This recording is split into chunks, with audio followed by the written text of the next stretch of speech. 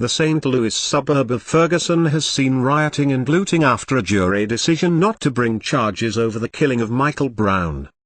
A local police chief said the violence was probably much worse than the worst night we ever had in August after the black teenager was killed. St. Louis County Police Chief John Belmer said he heard 150 shots fired by the crowds. Mr. Brown was shot by a white police officer on 9 August, sparking protests. There were 29 arrests made after protesters fired more than 100 gunshots, burned dozens of buildings, looted stores and vandalized police cars in Ferguson, Mo. After a grand jury did not indict a police officer who shot and killed an unarmed black teenager in August, St. Louis Unified Command said in a press conference Tuesday morning.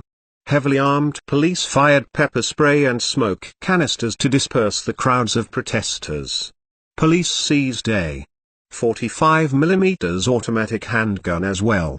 "We have no loss of life, but I am disappointed the night turned out this way," St. Louis Police Department Chief John Belmer said. Belmer said he heard more than 150 shots ring off in the night. "What I've seen tonight is probably worse than the worst night we had in August," Belmer said.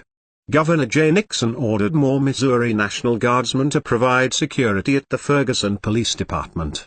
St. Louis County Prosecuting Attorney Bob McCulloch announced the decision not to indict Darren Wilson on Monday evening. A grand jury of 9 whites and 3 blacks had been meeting weekly since August 20 to consider evidence in the fatal shooting of Michael Brown, 18. The panel met for 70 hours and heard from 60 witnesses. McCulloch stressed that the grand jurors were the only people who heard every witness and every piece of evidence. He said many witnesses presented conflicting statements that ultimately were inconsistent with the physical evidence. "These grand jurors poured their hearts and soul into this process," he said. Brown's family immediately issued a statement following McCulloch's announcement. "We are profoundly disappointed that the killer of our child will not face the consequence of his actions," the family said. "While we understand that many others share our pain, we ask that you channel your frustration in ways that will make a positive change. We need to work together to fix the system that allowed this to happen." Brown's mother, Leslie McSpadden, was sitting atop a vehicle when the decision was announced, and burst into tears and began screaming before being whisked away by